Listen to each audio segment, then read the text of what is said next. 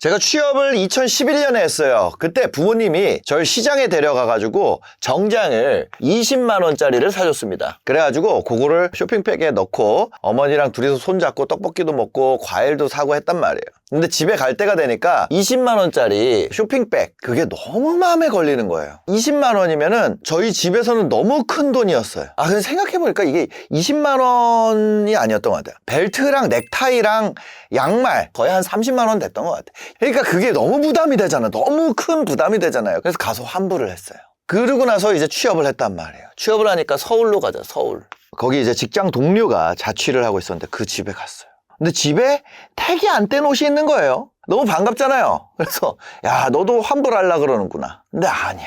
작년에 산 옷인데 택을 안 뗀 거예요. 쇼핑을 필요해서 하는 게 아니라 취미로 한다, 취미로. 태어나서 그걸 보고 너무 충격을 먹은 거예요. 어떻게 쇼핑을 취미로 하지? 이제는 너를 따라 해야겠다. 제가 딱 6개월을 그 친구를 따라다니면서 살았어요. 저는 그지가 돼 있더라고요. 이 친구는 부모님이 부자야. 얘 라이프 스타일대로 살기 때문에 부자가 아니고 부잣집 애라서 그렇게 살았던 거예요. 같은 직장에 있다 그래서 같은 인생이 아니라는 거를 제가 그때 너무 뼈저리게 느꼈어요. 걔는 선배 뭐라 하니까 나갔어. 나는 못 나가. 저는 못 나가요. 그 다음번에는 또 이제 PD 선배가 캐스터 있죠, 캐스터 이렇게 중계하는 분들, 남자 캐스터랑 여자 캐스터 이 2명 진심으로 뭐라 하고 있었어요. 저도 눈치 보느라 퇴근을 못하고 있다가 걱정하지 마라, 다음에 같이 잘해보시죠, 제가 그랬거든요. 저도 뭐 아무것도 아니었어요. 저도 아무것도 아니었지만 가서 그런 얘기를 했단 말이에요. 그러니까 괜찮아요 이러고 그냥 웃으면서 가는 거예요. 한 명은 아우디 Q5 타고 가고요, 한 명은 벤츠 C클래스 타고 퇴근하는. 10몇 년 차 된 선배는 소형차 타고 가는데 그 선배가 뭐라 한 게 애들한테 데미지가 1도 없어요. 앞에서는 내내 하고 오히려 옆에 있던 나는 조마조마하고 쟤들한테 왜 저렇게 하지 막 이러고 있었는데, 부잣집 아들 딸들은 잘릴까봐 걱정하는 게 없어요. 저는 어때? 반면에 저는 이번에 고과에서 5% 인상될지 3% 인상될지 나 진짜 열심히 했는데 팀장님이 저한테 딱 이러는 거예요. 야, 이번에는 선배들 고과를 좀 몰아주고 너는 씨받아라 이러면 어떡해? 억장이 무너지는 거예요. 근데 지금 다시 생각해보면 제가 월급이 200이 안 됐어요. 한 160 얼마 됐던 것 같아. 실수령액 보면은 160 얼마 이렇잖아요. 월급이 200이 안 됐어. 근데 200으로 쳐도 월급 5% 오르면 얼마예요? 10만 원 오르면 10만 원. 근데 캐스터들이 저한테 그러는 거예요. 자기는 이렇게 고생하고 1시간에 10만 원 받는데, 야, 난 하루 12시간씩 일하는데 1시간에 10만 원씩 받으면 나 120만 원 받는데, 여기는 부자들의 자녀들이 다니는 회사구나. 한 달에 168만 원, 170만 원 받고 있었는데 더 열심히 하면 미래가 있을까? 딱 가서 선배들 월급 명세서를 내가 보려고 선배들이 월급 명세서 보여주겠어요? 자리에 가서 뭐 담배 가져와라, 차키 가져와라 뭐 이런 거였겠죠. 그래서 심부름 가가지고 봤는데 너무 충격을 받았어요. 10년 차 선배랑 나랑 큰 차이가 안 나. 나는 그 선배들이 나한테 막 가르치고 뭐라 하고 개뭐라 그랬거든요. 제가 막 주먹으로 맞았어요. 싸다구도 맞고 무릎 꿇고 이러고 있고. 왜? 저기를 가면은 뭐가 있을 거야 라고 생각했어요.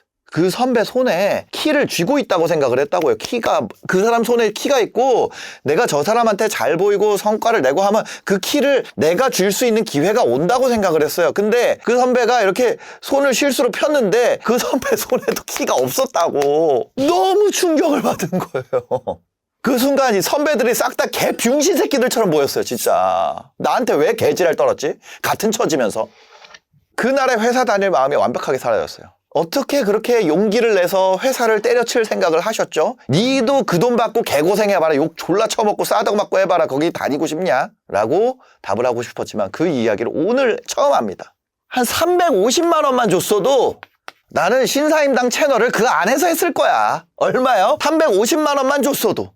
100만 원대는 너무 답이 없어요. 근데 심지어 월급을 100만 원대 받는데 내가 결혼까지 해놨단 말이에요. 어떻게 계속 다녀요? 못 다니지. 난 진짜 돈 벌어야겠다. 김동완 소장님이 제 방송 출연자였거든요. 제가 PD를 하고 구내식당에서 밥을 먹으면서 제가 어떻게 하면 부자가 될 수 있어요? 주PD는 부자 될 생각을 접어야지. 그래서 왜요? PD는 부자를 생각하고 하는 직업이 아니야. 맞네. 김영란법으로 5만 원 이상 받으면 안 되는 직업이네. 5만 원도 불법인 직업인 거예요. 때려쳐야겠다. 내가 좋아하는 일을 할 자격이 없다. 그때 너무 좋아했거든요. 저는 유학을 가고 싶었어요. 파이낸셜 저널리즘 이런 거를 하고 싶었어요. 블룸버그 아시아에서 일하는 게 제 꿈이었어요. 새벽에 장 시작하기 전에 제가 라이브 방송을 준비했었어요. 전 세계에서 아젠다를 끌어모아가지고 아무도 아직 안 했어. 해외 기자들 트위터를 다 팔로우 해놨어. 걔네가 하는 걸 보고 어젯밤 주요 어젠다 이거구나. 내가 쟤네보다 퀄리티 있게 해야겠다. 그런 마음이 있었어요. 근데 그 마음이 다 사라졌어요.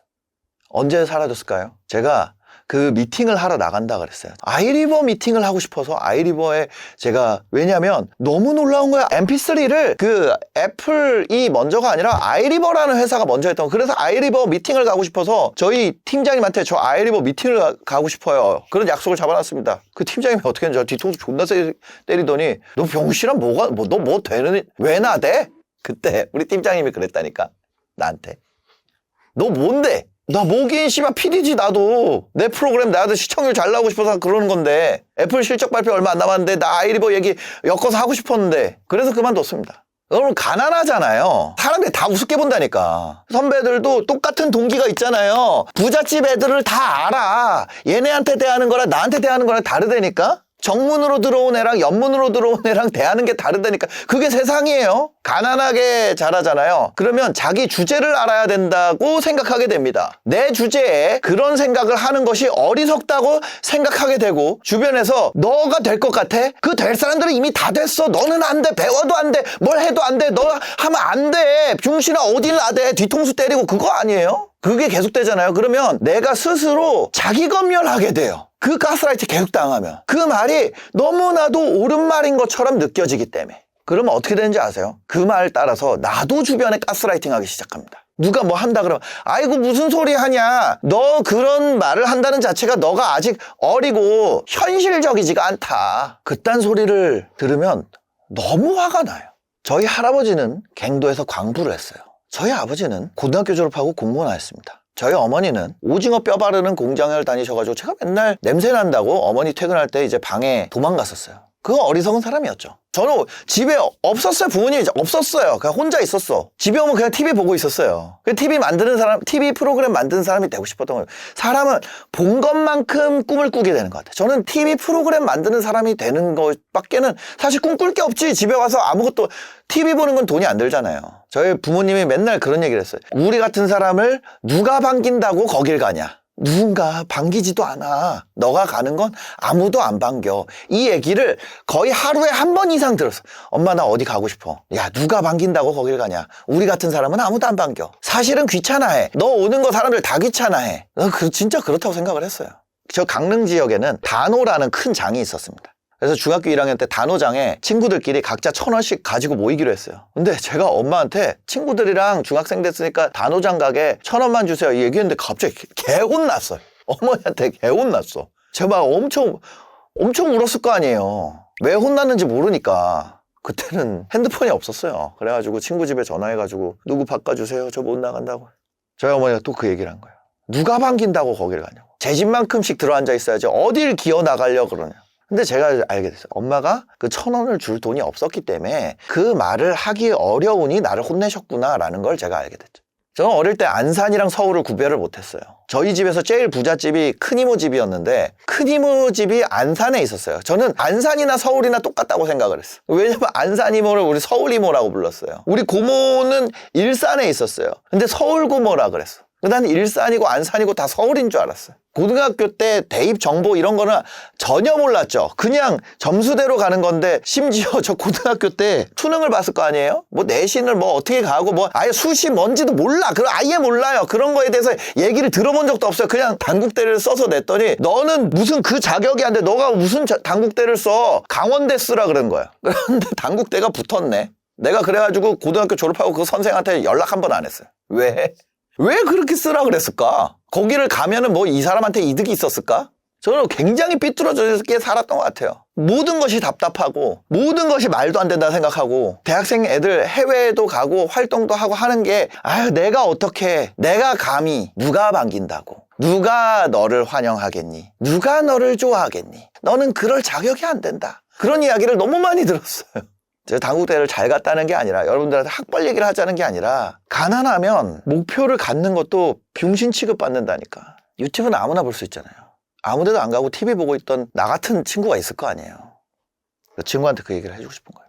제가 뭘 잘했다고 이제 부모님한테 얘기하면 부모님이 그렇게 얘기해 주세요. 거짓말 하지 마라. 아이고 네가 참도 잘했겠다. 에이 진짜 네가 했다고 칭찬을 안 해. 제 험담을 해. 다른 집이랑 얘기를 할 때 나에 대한 칭찬을 얘기하는 게 아니라 제 험담을 해요. 아유 우리 애는 그래. 우리 애가 이런 실수를 해. 우리 애는 이런 애야. 그래서 제가 엄마한테 엄청 화냈어요. 내 얘기를 밖에 한마디도 하지 마라. 단 한마디도 하지 마라. 나중에 철들고 나서. 무슨 어떤 기회가 있어도 그런 일이 나한테 있을 리가 없어. 그렇게 사니까 점점 어떻게 되냐면 저는 부모님 말이 맞구나. 나한테 그런 일이 있을 수가 없구나. 나한테는 어떤 변화도 있을 수가 없구나. 나는 어떤 걸 할 수 없는 사람이구나 라는 사실을 점점 믿게 됐어요. 왜? 그렇게 시도를 할 때마다 계속 제가 망신당하고 나대는 사람이 되고 이상한 취급을 받게 되니까. 눈치를 보고 자존감이 점점 떨어지게 되고 나이 먹을수록 조용히 있게 되는 거예요. 당연한 겁니다. 아메리카노를 저는 처음 이제 먹어봤는데 이게 써서 못 먹겠는 거예요. 과일이 나왔는데 과일을 이걸 껍질을 까서 먹는 건지 그냥 먹는 건지도 모르겠어요. 식사 매너, 대화 주제, 장소에 맞는 행동 방식 이런 걸 전혀 몰라요. 집에서 TV만 봤으니까 TV에 나온 것처럼 행동하는 것밖에 할 줄은 몰라. 그러니까 사람들이 이 새끼 멍청하고 또라이고 생각이 없다. 마치 다른 종을 대하듯이 여러분을 보게 될 거예요. 여러분들이 가난해서 만약에 올라온다면. 그러면서 여러분들이랑 같이 안 다니고 싶어 할 거예요. 왜? 같이 다니면 부끄러우니까요. 부끄럽잖아요. 잘 아는 사람이랑 같이 다니고 싶지 누가 그런 사람이랑 같이 다니고 싶어요. 그 사람들이 그 선택을 하는 거는 지금 생각하면 당연해. 내가 억울할 것도 아니고 그 사람들이 잘못된 것도 아니고 다 당연한 거예요. 지금 저희 부모님이 저한테 얘기했던 모든 것도 다 당연한 거야. 그거에 대해서 억울할 것도 없고 당연한 거예요. 거기서 나는 왜 이렇게 살았을까? 나는 왜 이거밖에 안 될까? 쟤네들한테 더 잘 보여서 어울리려면 어떻게 해야 될까? 그런 마음을 갖지 말라는 거예요. 스스로 깎아내고 패배주의에 빠져요.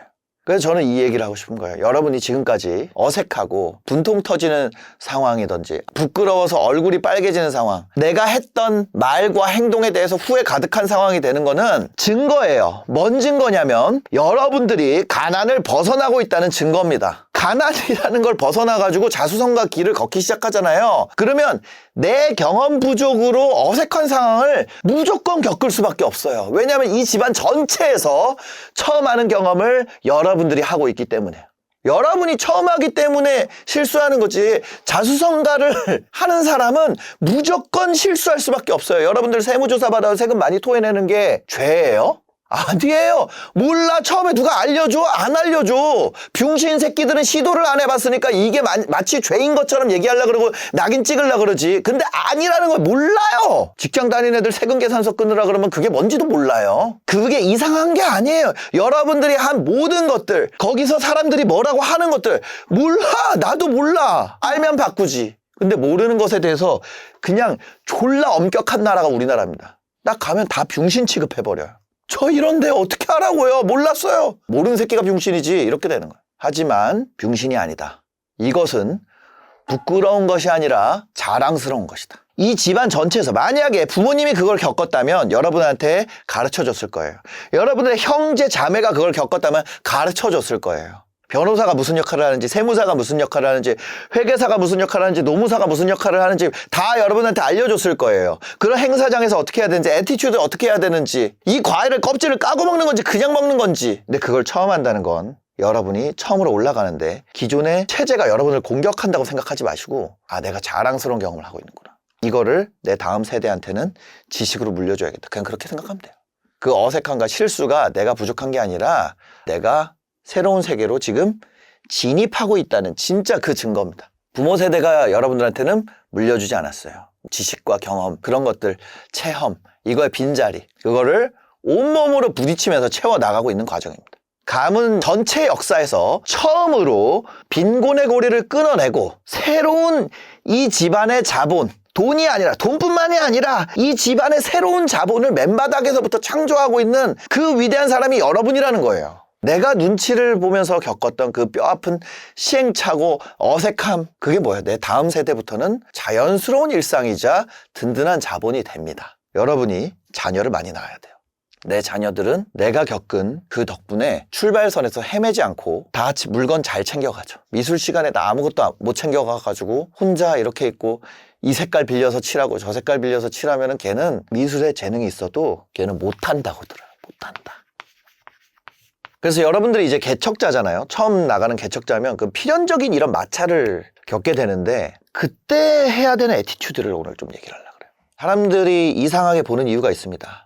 저 정도 벌었으면, 저 정도 뭘 했으면 그 레벨에서는 당연히 그 정도는 알겠지라고 생각하기 때문에 당연히 익숙하다고 생각을 해요. 그 익숙한 사람이 어떤 행동을 하면 이상한 행동이죠. 하지만 초보자가 그 행동을 하잖아요. 그러면 익스큐즈가 돼요. 모르는 거를 숨기려고 하다가 점점 더 어색해지는 악순환이 생기는 거예요. 무지를 들킬까봐 그 눈치를 보는 대신에 그냥 처음 경험하는데 뭐 어쩌라고 이런 마음으로 가라는 거예요. 근데 처음인데 그 사실을 오히려 무기로 활용하라. 레스토랑 갔어요. 메뉴판 너무 복잡해. 여기 처음 와가지고요. 제일 인기 있는 조합으로 추천해 주세요. 업무 중에 금융용어 몰라요. 제가 그거 잘 모르는데 이거 뭔 의미인지 여쭤봐도 될까요? 알기 전까지 그냥 넘어가지 마세요. 그냥 넘어갔다 사기당한다. 계속 물어봐 알 때까지 내 상황을 당당하게 밝히고 계속 물어보라. 근데 걔가 귀찮아해? 그러면 그만하면 돼요. 그치? 그 내 상황을 당당하게 밝히는 태도가 스스로 심리적인 압박감을 크게 낮춰주고 오히려 상대방에게도 호감과 이 사람은 뭐 아무 그게 없구나 라는 인상을 주게 되는 거죠. 아는 척하다 사기당한다. 체면 챙기려다가 이상한 사람인데도 오히려 모른다, 처음이다 물어보면 됩니다. 과일을 까서 먹는 건지 껍질째 먹는 건지 모르겠으면 물어보면 돼요. 이상하면 물어보고 사람들 웃으면 물어봐. 왜 웃어? 뭐 잘못했는데 내가? 나 여기 오늘 처음 와가지고 나 몰랐어. 그럼 말해줄 거야. 그게 웃긴 거구나. 배우면 되지. 자, 도와주지 않고 당연히 수군대고 거리를 두는 인간이 있습니다. 없을까요? 있어요. 그 인간을 버려야 된다는 거예요. 그 사람은 나중에 아예 도움이 안 될 인간이고 더 좋은 점은 매너나 에티켓 아니면 어떤 어색함 요 정도 비용 그 돈 들어요? 나중에 나를 배신하고 뒤통수 때릴 새끼를 아주 싼 값에 걸러냈다고 생각하면 됩니다. 너무 싼 값에 걸러낸 거야. 그거는. 그 얘기가 나한테 어떤 새끼가 그렇게 했다고 딱 내 귀에 들어오잖아요. 내 귀에 딱 들어와. 그러면 그 순간 그냥 손절하면 돼요. 제일 싸게 한 거야. 너무 싼 거죠. 내가 병신 같은 행동을 한 게 내 귀에 들어와? 그걸 가르쳐 주지 않고 그 새끼는 바로 손절하면 됩니다. 그렇지 않아요?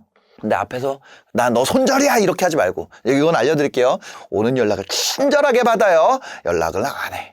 너 연락 왜 안 하냐? 그러면 요즘 좀 바빠서요. 종종 하겠습니다. 이러고 연락 안 하면 돼. 그럼 점점 멀어져요. 가난에서 벗어나기 시작하면요. 엄청나게 어색한 경험들을 사방에서 부딪히게 될 겁니다. 그러나 걱정할 필요가 없다는 거예요. 그 과정에서 절대 주눅들 필요가 없다는 거예요. 그거는 여러분 집안 전체에서 내가 역사상 처음으로 깨어내고 있다는 증거라는 거죠. 그래서 저는 이 이야기를 꼭 한 번은 하고 싶었어요. 그래서 내 과거에 대해서 내가 싫으냐? 그게 아니라 지금 저희 부모님 너무 존경하고 그렇게 키워준 거에 대해서 너무 감사하죠. 그냥 여러분들이 그런 상황이 있다 그래서 절대 억울하거나 왜 나만 그렇거나 뭐 그런 나만 이런 상황에 빠져있지 이런 마음을 갖지 말아라. 필요 없는 패배주의를 가질 필요가 없다. 그런 얘기를 드리고 싶습니다. 영상 봐주셔서 감사합니다. 행복한 하루 되세요. 부자 된 사람이랑 가난한 사람이랑 저는 똑같다고 생각해요. 그러니까 가난한 게 아니라 망한 사람, 부자 된 사람 공통점이 있습니다.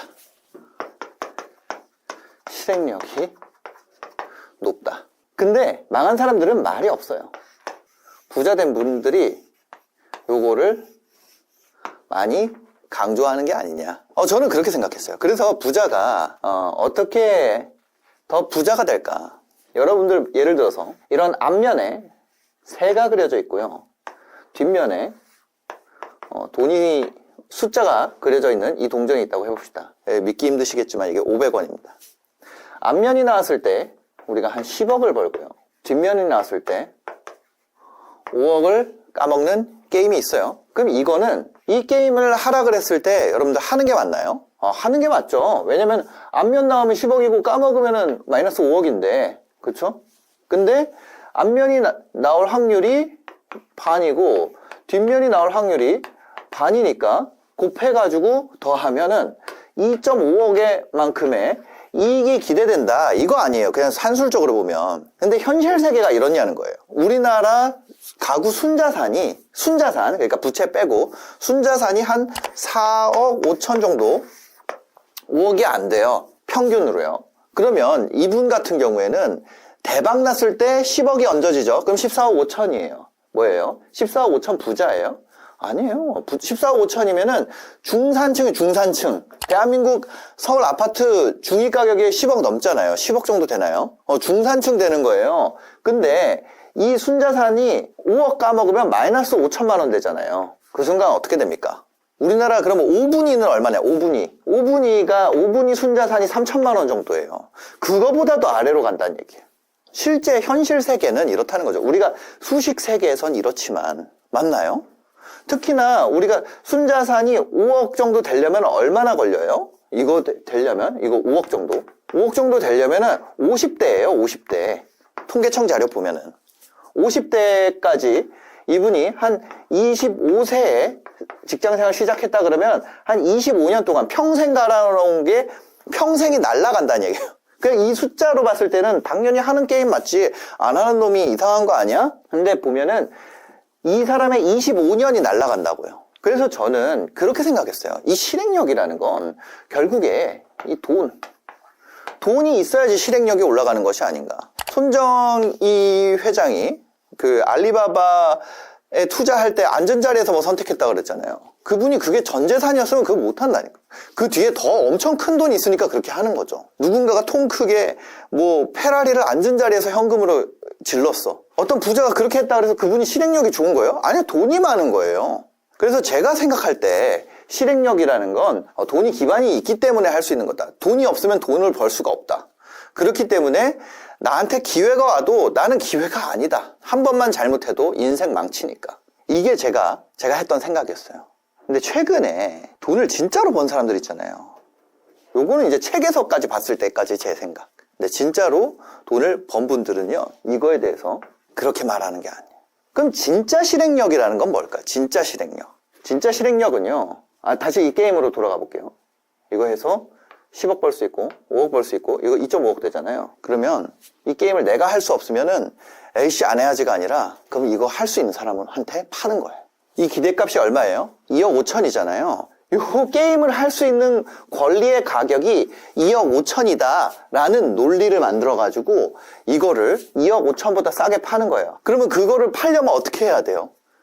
이거를 게임을 할 수 있는 권리로 바꾸면 내가 돈을 벌 수 있구나 라고 생각의 방향을 바꾸고 그럼 이 게임 한 번 할 수 있는 건지 100번 할 수 있는 건지 1000번 할 수 있는 건지 그 게임 횟수에 대해서 지속 가능성 확인하고 그러면은 그거를 다른 사람에게 양도할 수 있는지 그 계약서를 검토하기 위해서 법률 비용을 얼마 드는지를 검토하고 이게 만약에 내가 이렇게 게임해서 팔았는데 미지급 시에 내가 받을 수 있는지 담보로 잡을 수 있는 게 있는지 이 사람이 이 게임을 만든 사람이 지급 여력은 있는지 권리를 넘길 경우 무효가 되는 건 아닌지 플레이를 이 동전 던지는 사람은 반드시 나여야 하는지 동전을 던지는 사람과 돈을 내는 사람이 일치해야 되는지 그런 것들을 검토하는 것이 실행력이라는 거야. 그죠? 그러니까 제가 앞에 했던 얘기가 개소리인 거야. 이거를 검토하는데 너 돈 드니? 이런 거야. 이거를 상품화하는데 들어가는 돈의 금액을 안다면 그때부터 내가 게임을 팔 수 있다. 근데 대부분의 사람은 이거를 해서 이 권리를 팔면 되잖아. 이러면 뭐라 그러냐면 야 여기에 권리를 팔 수 있다는 말이 어디 있어? 이런다는 거예요. 근데 이 실행력이라는 건 팔 수 없다는 말이 없잖아 병신아 이렇게 간다는 거예요. 무슨 얘기인지 아세요? 이게 진짜 실행력이라는 거예요. 그렇게 해서 만약에 이 돈의 크기를 알면 게임 한 번 고객을 유치할 때마다 내가 받을 수 있는 고객의 돈의 크기가 얼마가 될까? 이렇게 비용과 가격을 산정하는 서류 작업에 들어간다는 거예요. 그리고 법률을 검토하고 그 다음에 뭐 해요? 그 다음에 이 게임이 존재한다라는 것을 알릴 수 있는 루트를 찾는 거죠. 영업에서 돈 번 사람이라면 영업을 기획하고 마케팅으로 돈 번 사람이면 마케팅을 기획하고 이 둘 다 한 사람은 둘 다 기획하는 거예요. 그럼 여기에 들어가는 비용도 조사를 하는 거예요. 그런 다음에 뭐가 필요한 거예요? 실행력을 하는 거예요. 사고의 흐름이 완전 다른 거죠. 이 기회는 나한테 너무 위험하고 적합하지 않아. 그러면 안 해야지가 아니라 이 기회가 나한테 너무 위험하고 적합하지 않아. 까지는 똑같잖아요. 왜냐면 팩트니까. 그러면 누구한테 적합하지? 적합한 사람한테 이거를 넘겨야겠다라고 생각을 한다는 거예요. 일례로 이런 게 있어요. 누군가 고추 농장을 하는 지인이 있습니다. 고추를 싸게 준다고 합니다. 그럼 보통 사람들은 아, 이 새끼가 지금 나한테 고추 팔라는 거야? 나는 지금 회사원인데 나는 고추를 살 돈도 없고 그럴 만한 능력도 안 되니까 나 다음에 할게 이렇게 메시지를 보낸다는 거야. 근데 만약에 이분이 고추를 싸게 준다는 것이 진실인지 검토할 수 있는 능력이 내가 있다면, 나는 눈을 감고 그냥 지나갔지만 이게 진실이라면 어마어마한 가치가 있는 걸 수 있다는 거죠. 나한테 눈탱이 치려는 게 아니라 진짜라면, 시장에서조차도 싼 가격이라면, 예를 들어서 네이버에다가 뭐 고춧가루 파는 데다가 연락해가지고 그 고추 쓰는 거 찾아낸 다음에 이 연결하고 중간에서 돈을 받을 수 있다는 얘기예요. 여러분들이 생각할 때는 기회가 아닌 것들이 그 기회가 필요한 사람들을 찾아낼 수만 있다면 돈을 벌 수 있다는 거예요. 단 조건이 있죠. 그 고추를 싸게 준다는 것이 구라가 아니고 진짜다 라는 것을 내가 확인할 수 있다면, 그러면 이런 생각이 들어요. 예를 들어서 이거 해서 2억 5천, 기대값 2억 5천이고 뭐 그 소리 하는 것 자체가 너무 너저분하다. 아니 그냥 앞면 10억 뒤에 마이너스 5억 얘기일 때는 단순하잖아요. 앞에 10억이고 뒤에 마이너스 5억인데 내가 5억이 없으니까 안 한다. 생각이 단순하잖아요. 근데 뭐예요? 이 생각에 얘가 만드는 질문의 판을 벗어나서 가능성에 대해서 생각하고 실행을 하니까 너무 너저분하잖아. 그래가지고 제가 그랬어요. 아니 과학자들은 진리는 우아하다 그러는데 이거 돈 버는 거는 너무 너저분한 거 아니에요? 단순한 동전 던지기로도 이렇게 너저분한데, 근데 실제로 돈을 벌려면요, 이 정도 너저분한 건 아무것도 아니에요. 실제 돈을 번다는 건 훨씬 더 너저분한 과정을 거쳐야 된다는 거예요. 법이라는 건 훨씬 더 너저분하다는 거예요. 그래서 진짜 실행력은 이 너저분함에 대한 공포를 가지지 않는 거라는 거예요. 나는 리스크를 질 수 있는 돈이 없어서 하면 안 돼. 나는 그럴 시간이 없어서 하지 않을래. 이건 상상일 뿐이잖아. 근데 누군가가 이 기회를 짜가지고 이 기회를 팔기 시작해요. 다 포기했는데. 그럼 이제 어떻게 돼요? 거기서 나는 안 된다 그랬는데 된다고 했으니까 거기서 적대감이 생기는 거예요. 질투심, 시기심 이런 게 거기서 생긴다고 하더라고요. 아, 내가 할 수 있는 거였는데 안 했구나. 하는 것 자체가 잘못된 거라고 해야겠다. 내가 잘못된 게 아니라. 예를 들어 아까 고춧가루 예로 얘기할 수도 있죠. 그 사람이 내가 하는 걸 보고 그 기회가 있구나 라고 싶어가지고 그럼 직접 하면 어떻게 해요? 나를 패스하기 시작하면 그런 일이 안 일어나요? 그런 일이 실제로 일어나요.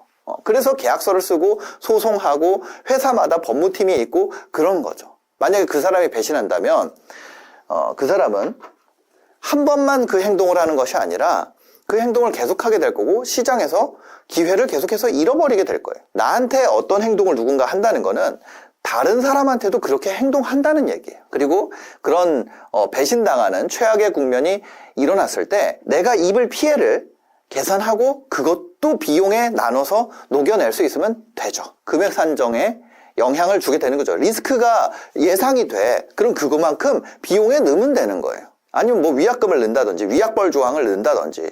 지금까지 아주 단편적으로 얘기했지만 이 듣기만 해도 피곤한 내용 있잖아요.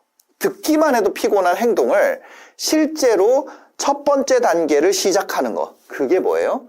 실행력이라는 거는 문제가 있을 때 문제를 해결하기 위한 방향으로 움직이는 거예요. 이 동전 게임에서도 기회 자체를 파는 방법도 있지만 또 다른 방향으로 문제를 해결할 수 있어요. 이게 정답이 아니라 다른 방향으로도 할 수 있어요. 예를 들면 이게 이렇게 되는 것이 내가 안 해도 되는 이유라면, 만약에 5억을 까먹는 것이 그렇다면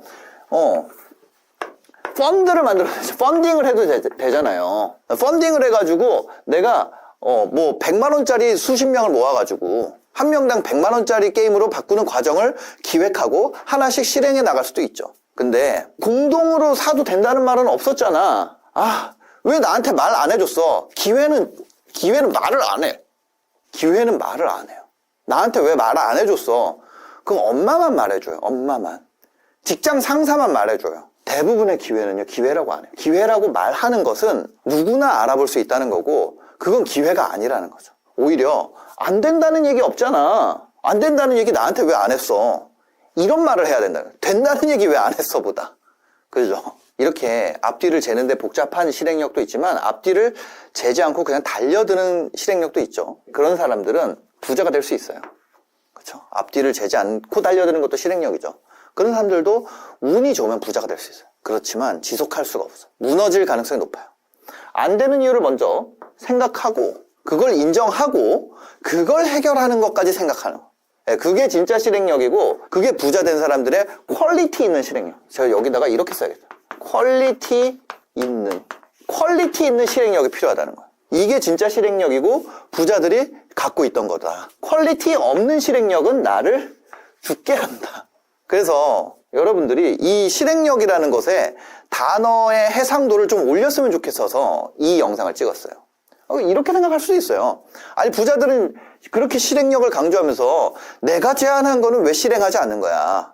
부자들한테 수많은 기회가 올 거 아니에요. 그것들끼리도 이제 또 비교가 되니까 그것보다는 다른 게 더 나을 수 있잖아요. 그러면은 무조건 안 된다 된다 이 생각을 하는 거 방금 전까지는 무조건 실행해라 퀄리티 있게 실행해라 이렇게 얘기해놓고 반대편에서는 부자들은 노를 한다 이렇게 얘기하고 너무 헷갈리잖아요. 그러면 내가 어떻게 해야 돼?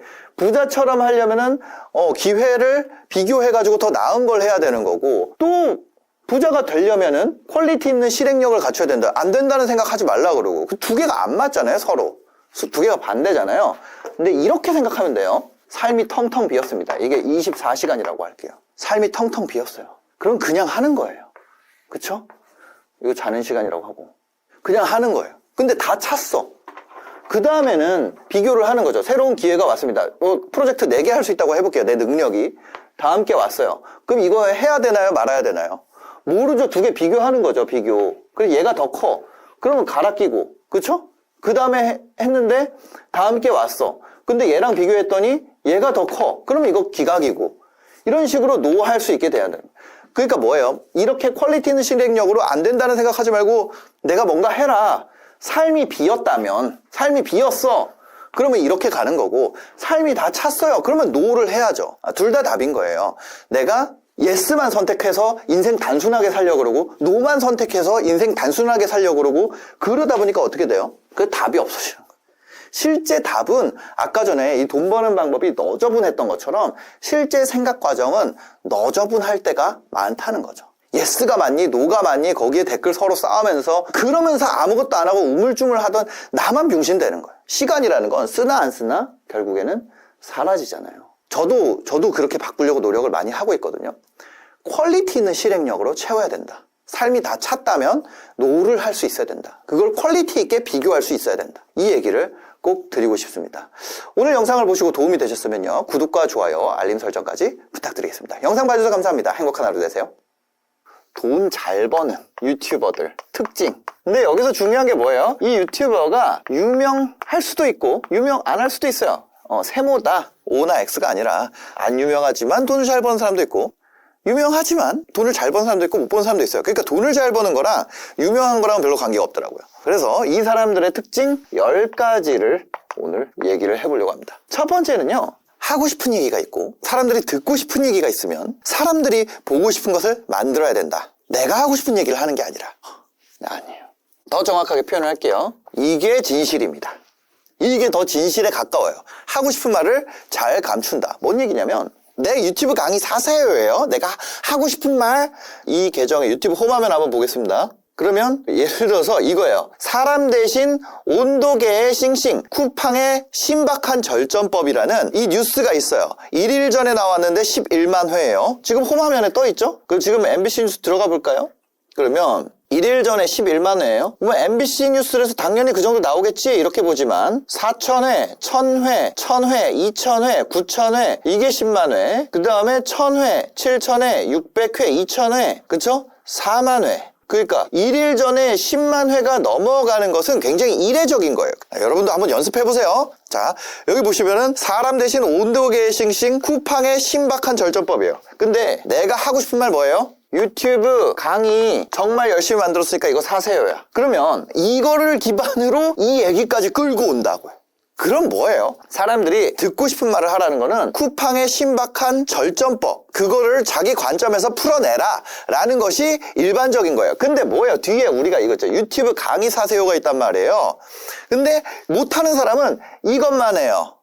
자, 사람들이 듣고 싶어 하는 거 A예요. B는 내가 하고 싶은 말이야. 이 하고 싶은 말만 하는 사람은 조회수는 나오는데 팬이 없어. 팬이나 이제 매출도 없죠. 사람들이 듣고 싶은 얘기만 하니까. 내가 하고 싶은 말만 하면은 조회수도 떨어지는데 난 찐팬은 있어. 그리고 매출도 어느 정도 평타는 나와요. 아주 잘 나오진 않지만. 근데 이 조회수가 나오는 이야기를 어떻게 내 이야기로 연결하느냐. 이걸 잘하고 있다는 거예요. 지금 왼쪽에 사람 대신 온도계의 싱싱, 쿠팡의 신박한 절전법, 이게 사람들이 듣고 싶어하는 얘기고요. 유튜브 강의 사세요. 이게 내가 하고 싶은 얘기인데 이 두 개를 어떻게 연결시키느냐. 이 두 개를 연결시키려면요, 쿠팡의 신박한 절전법, 여기에 내용에 이어서 사람들이 왜 이런 열악한 상황에서 일을 하게 됐을까, 쿠팡에서 주는 물류비용, 그것을 통해서 내가 부업으로 얼마라도 올리려고 이런 어려운 환경에서 버티고 있다. 그런데 이런 노력과 체력이라면 나는 한번 이걸 해볼 것 같다. 바로 그게 유튜브라는 거다. 유튜브는 처음에는 쿠팡보다 더 적은 돈을 벌 수밖에 없겠지만 자기가 능력을 가지고 있다면,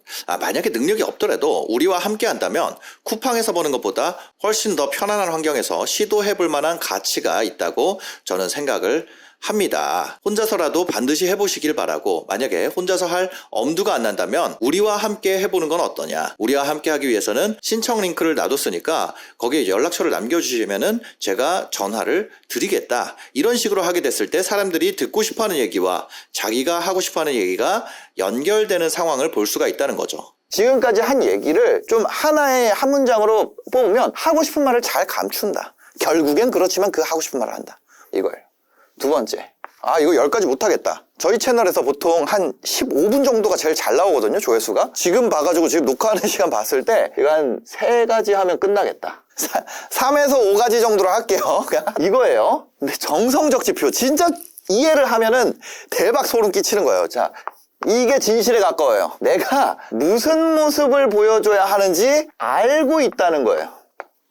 여러분들이 이 녹음기를 팔아요. 누군가에게 녹음기를 꼭 그 사람에게 사야 되는 이유들이 존재해요. 예를 들어서 우리가 한 3가지 정도 해볼게요. 뭐 가격이 걔가 특별해, 또는 전문성이 특별해, 또는 친해, 이거예요. 그냥 정해져 있습니다. 자, 가격을, 이게 예를 들어서 이게 시장에서 200만 원인데 가격이 이거 198만 원이에요. 근데 이게 진짜 좋은 제품인지 아닌지 모르잖아요. 이렇게 사람들이 가격만 싸면은 산다고 하는데 그게 아니라 큐레이션.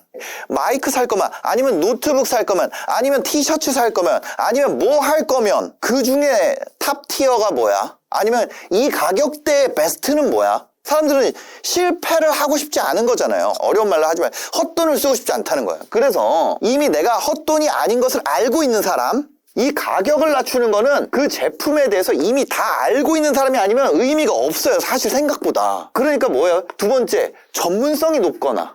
녹음기라는 거는 이런 요소가 있어요. 그런데 이러합니다. 전문성이 아주 좋은 거야. 근데 뭐예요? 이 사람이랑 안 친해. 유튜브의 무서운 점은 서로 커뮤니케이션을 할 수 없다는 점이에요. 그러니까 내 고객을 내가 못 보는 상태에서 커뮤니케이션을 해야 돼. 이 가상의 고객을 내가 알고 있어야 돼요. 친하다는 건 뭐예요? 너 근데 전문적으로 봤을 때 이런 거 되게 중요한데 우리는 어떤 사람들이야? 우리는 유튜브 만드는 사람이잖아. 녹음의 퀄리티보다 휴대성이랑 배터리 오래 가는 거 이거 되게 중요해. 너 결정적인 순간에 녹음 안 돼 있고 이거 꺼져 있어가지고 개고생한 적 있지 않아? 켜져 있는지 시각적으로 확인할 수 있는 게 중요해. 여기 빨간불 들어오면은 이건 시각적으로 확인할 수 있어. 이거 기능적으로 뭐 우수한 거예요? 아니, 기능적으로 그런 게 아니야. 근데 속속들이 알고 있어. 우리는 동질감을 갖고 있어. 예를 들어 여러분들이 이거 비디오 보는 이유 뭐예요? 하필이면 여기서 보는 이유? 동질감을 갖고 있잖아요. 여러분들 유튜브 만들고 돈 벌고 싶어 하는 사람들만 이 채널 보잖아요. 다른 사람들 이거 보잖아요. 솔직히 유튜브 보면서 이걸 볼 이유는 없죠. 유튜브 보면 훨씬 재밌는 거 많으니까. 근데 여튼 이거예요. 이거 3개. 내가 만약에 유모차 팔아. 그럼 3번은 되게 중요하다니까? 유모차를 통해서 내가 되고 싶은 최종적인 이상적인 상태가 있을 거 아니에요. 내가 여의도 더현대 갔다가 부부싸움 한 이유가 있어요. 그 뭐야, 친함에서 시작하는 거예요. 어떤 여자분이 이제 유모차를 공구를 한다고 해봅시다. 인스타그램 피드에는 그 유모차와 함께 화목한 가정의 모습들이 피드를 채워. 왜 그래요? 그 삶을 살고 싶은 사람이 그 제품을 살 거니까. 그거 뭐예요? 내가 무슨 모습을 보여줘야 되는지 알아. 사람들이 나한테 원하는 게 뭔지를 내가 안다는 얘기예요. 인스타그램도 마찬가지고 스레드도 마찬가지고 뭐든 뭐 블로그든 뭐든 내가 무슨 모습을 보여줘야 되는지 알아요. 그 모습이 이 친함 또는 전문성 또는 가격, 만약에 판매와 연결된다면 이 모습 중에 뭔가 내가 보여줘야 된다는 거죠. 솔직함에도 두 가지가 있어요. 솔직함에도 전문적 솔직함이 있어요. 전문적 솔직함이라는 거는 이건 이성적, 친한 솔직함이라는 건 이건 감성적.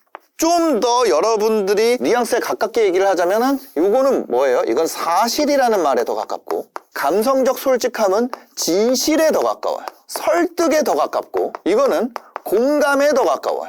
증거에 더 가깝고, 경험에 더 가까워요. 얘는 제일 쉽다. 더하기 빼기만 하면 되니까. 이 미묘함의 덩어리예요. 이거를 그냥 한 문장으로 표현을 하자면 이렇게 할 수 있다는 거예요. 내가 무슨 모습을 보여줘야 하는지 안다. 이렇게 볼 수가 있다는 거예요. 이거 하나하나에 대해서도 어떤 건지 우리가 사례도 들어볼 수 있고 할 얘기가 너무 많은 거예요. 막상 이거를 이 문장만 보여주면은 알 수 있는 사람은 별로 없다는 거예요.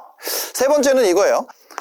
자, 데이터와 현실 vs ego. 이 새끼들 나만 노출하는 저 유튜브 얘네들 그거 뭐예요? 세상을 예를 들어서 어떤 집이 있는데 이렇게 보여요. 그러면 세상이 기울어져 있다고 생각하는 거예요. 이 땅이 내려와야지. 근데 실제로는 자기가 이렇게 보고 있는 거야. 그럼 어떻게 해요? 똑바로 되려면 몸을 펴야죠. 이런 상황이 너무 많아요. 왜? 이게 유튜브의 굉장히 특징인데 이 첫 번째 거랑 이어져요. 하고 싶은 말이 없는 사람이 유튜브 합니까? 자기 주장이 강하단 말이에요. 내가 세상과 다르게 틀리지 않았다고 생각하기 때문에, 그러기 때문에 그 이야기를 세상에 올린단 말이에요. 만약에 이거 돈 벌고 싶어서 억지로 하는 게 아니라 내가 그냥 유튜브 하고 싶으면 이거 하고 싶단 말이에요. 뭐예요? 나대고 싶다. 기본이에요, 기본. 내가 여러 가지 조건들 때문에 지금까지는 닥치고 살았지만 온라인에 판이 깔리고 나도 내 목소리 내고 싶어. 나도 맨날 박수만 치던 사람에서 나도 사실은 야 이번 학예회 하는데, 학예회라고 하나요? 하여튼 그런 거 하는데 이번에 올라가서 노래 부르고 싶은 사람 손 들어봐. 나는 계속 가만히 있었어. 내 마음속에 작은 나대미가 손을 들어봐. 야 들어볼까? 막 이렇게 얘기를 했지만 그 목소리를 무시하고 살았던 사람들, 그 사람들이 유튜브라는 판이 깔리니까 이제 이걸 하는 거예요. 근데 이런 사람들이 왔는데 데이터가 어때요? 메타인지를 원하지 않는데 막 시켜줘. 야 너는 조회수 3짜리야. 너 노래 불렀어? 그래 너 16이야. 이렇게 받아들인다니까. 그 결과를 나에 대한 공격으로 받아들여요. 근데 그게 아니라 데이터를 내가 그러면 뭘 개선해 봐야겠다. 내가 왜 어떤 이유 때문에 사람들이 나가는구나. 어떤 이유 때문에 내가 선택을 안 받아지는구나. 내가 어떤 이유 때문에 이렇구나 라고 얘를 억지로 굽히는 거예요. 이성적 판단으로. 어떤 인플루언서 딱 만났어요. 진짜 화면에서 개쎄 보여. 제정신 아니야. 컨텐츠 보면 미치는 것 같아. 근데 뭐예요? 요즘 시청 지속 시간 얼마나 떨어졌고 댓글 반응도 이만큼 낮아졌고 업로드 타이밍은 좀 조절을 해봐야 되는 거 아니에요? 뭐 장난 아니에요. 감으로 하는 것 같죠? 그 사람들은 내가 낸데 안 그래. 이거 보고 딱 바꿉니다. 다른 방향을 해봐요. 자, 여기서 포인트가 있어요. 뭐냐면 잘 안 되는 사람들은 이거를 자주 바꿔. 목표를. 예를 들어서 이번에 먹방 해보자. 이번에 강아지 해보자. 이번에 뭐 해보자. 목표는 유지. 그러면 이 사람들은 뭘 바꾼다는 거예요? 방법을 바꿔. 방식. 이거를 변경한다. 안 될 때마다 목표를 바꾸면 우리 새로 해야 되잖아요. 과거에 지금까지 전부 다 감으로 한다면 목표를 바꾸는 게 맞지만 데이터를 기반으로 한다면 지금까지 오류였던 데이터들이 유의미해지잖아요. 실패라는 것이 유의미하려면 목표를 유지해야 돼요. 예를 들어서 보기가 1000개인 객관식이 있어요. 이 중에 답이 답 1개. 근데 내가 첫 번째 문제 냈어. 틀렸어. 두 번째 냈어. 틀렸어. 세 번째 냈어. 틀렸어. 아닌가 보다. 그럼 다음번 보기가 1000개인데 답이 1개의 문제가 또 1개씩 해서 내가 언젠가는 맞겠지라고 생각하는 거. 그게 맞는 선택인가요? 아니면 이 문제에 매달려서 보기를 999개를 지우면 결국 답 1개가 남잖아요. 물론 완전히 100% 적합하게 이러진 않지. 이런 걸 하면은 인생이 보기가 1000개의 문제냐? 그 얘기가 아니잖아요. 개념적으로 비유라는 것이 있고 실제 진실이 있어요. 근데 실제 진실은 언어로 기호화하기가 매우 어렵다고. 그래서 그거를 깨달을 수 있도록 가이드와 예시와 다방면에서 이해도를 높이게 해드리려고 이 얘기를 하는 거예요. 왜? 우리는 유튜버들 돈 잘 벌게 하는데 우리 150명 정도가 목숨 걸고 지금 까고 있으니까. 만약에 여러분들도 유튜브로 돈을 잘 버는 그냥 유명해지는 거 말고요. 솔직히 저는 이 유명해지는 거는 이거는 가르치기 어렵다고 생각해. 누군가는 가르칠 수 있겠죠. 근데 JYP도 실패하는 신인들이 나오고 SM도 마찬가지고 YG도 마찬가지잖아요. 그 YG K 플러스에 있는 수많은 모델들 중에 여러분들 이름 아는 사람 있어요? 별로 없단 말이에요. 그래서 이거는 솔직히 나도 못해. 이거는 진짜 어려워요. 근데 유명이랑 상관없다 그랬죠. 조회수가 높던 낮던 일반인이 도달할 수 있는 수치가 있어요. 일반인이 도달할 수 있는 수치. 영상당 1000에서 1만 뷰예요. 근데 이거를 예를 들어서 일반인의 최대치가 1만대에서 움직이는 거예요. 근데 1만에서 조회수당 만약에 5원 받는다고 해봅시다. 그럼 5만 원이잖아. 영상 10개 만들어야 50만 원이잖아요. 세상에 영상 10개 만들 시간이면 그거 가지고 내가 크몽에서 남의 영상 편집해주는 게 낫지. 편당 20만 원씩 받는데. 이거 뭐라 그럴까? 진짜 수익을 내는 이 구조를 배우고 싶으면은 저희와 함께 하시면 된다는 거예요. 저희는 이런 정성적인 지표뿐만이 아니라 정량적으로 현재 국내에서 이런 유튜브 관련 교육하는 업체 중에 가장 큰 데이터 가지고 있어요. 국내에서. 왜냐면 안 하니까. 그냥 강의 한번 팔고 사라지잖아요. 근데 저는 계속 하고 있잖아요. 실패에 대한 데이터도 굉장히 많이 갖고 있습니다. 저희는 아까 전에 비유로 드렸던 1000개짜리 객관식에 대해서 한 800개 정도 틀리면서 답을 찾았어요. 그래서 여러분들이 오답을 가지 않을 수 있는 가이드를 드리고 있습니다. 저희가 하는 방식이 궁금하다면 좀 자세하게 남겨놨어요. 그래서 그 방식에 대해서 고정 댓글에 남겨놨으니까 가서 읽어보시고 신청 대기를 하시면은 무료 강의가 또 4강이 나갑니다. 무료 강의 4강을 보시고 그래도 내가 한번 들어보고 싶다 이러시면은 대기 신청을 하시면 됩니다. 지금 대기를 가면 아마 한 900분에서 1000분 정도 계실 거예요. 그 대기가 있는데 왜 홍보를 하냐? 대기가 언제 사라질지 모르잖아요. 세상 일이 계속 잘 되지 않아요. 최선을 다해야 돼요. 최선을 다해야 돼요. 미스터 비스트도 초콜릿 들고 달리는 거 봐요. 자기 초콜릿 팔려고. 미스터 비스트도 이렇게 하는데 내가 뭐라고 나는 광고 안 해? 더 해야지. 오히려 더 열심히 해야 돼요, 여러분. 어떤 방식으로 하는지 이거 좀 빨리 내가 보고 싶다 하시는 분들은 아래 고정 댓글에 남겨놨으니까요. 가서 확인해 보시기 바랍니다. 영상 봐주셔서 감사합니다. 행복한 하루 되세요.